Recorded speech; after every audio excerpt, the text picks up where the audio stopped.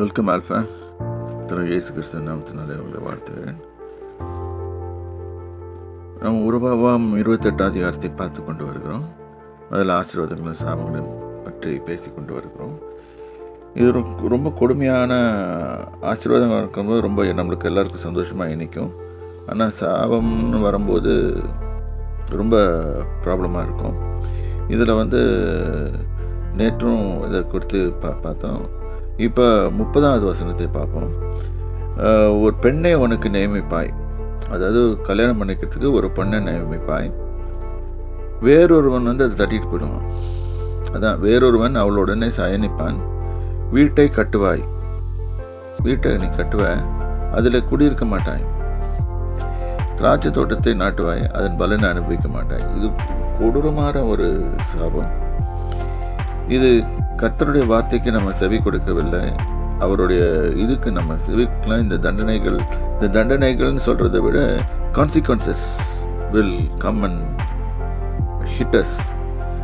இது உடனே நம்ம மக்கள் சொல்லுவாங்க, இது பழைய பாட்டு காலத்து இது சாபங்கள் என்று சொல்லுவாங்க. இல்லை புதிய பாட்டத்துலேயும் காலத்துலேயும் இருக்குது.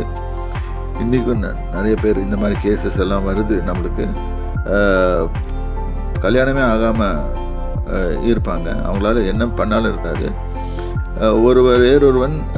வேறொருவன் அந்த பொண்ணை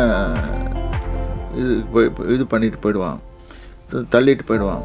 அடுத்தது வீட்டை கட்டுவேன், வீடு அழகாக கட்டிடுவேன், ஆனால் உள்ளே போக முடியாது. சம்டைம்ஸ் அந்த வீட்டுக்குள்ளே பேயும் வந்துட்டுருக்கும்.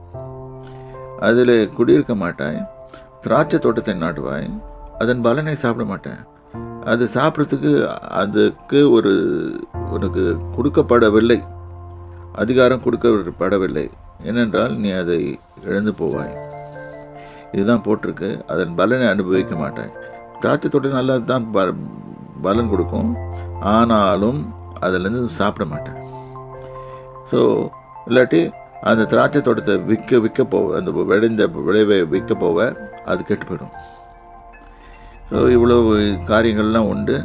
ஆகவே நம்ம ஜாக்கிரதையாக தேவனுடைய வசனத்தின் மேல் கண்ணு கருத்துமாக இருந்து நம்மை காப்பாற்றிக் கொள்ள கடவும். கர்த்தருடைய நாமத்தில் உங்களை வாழ்த்துகிறேன்.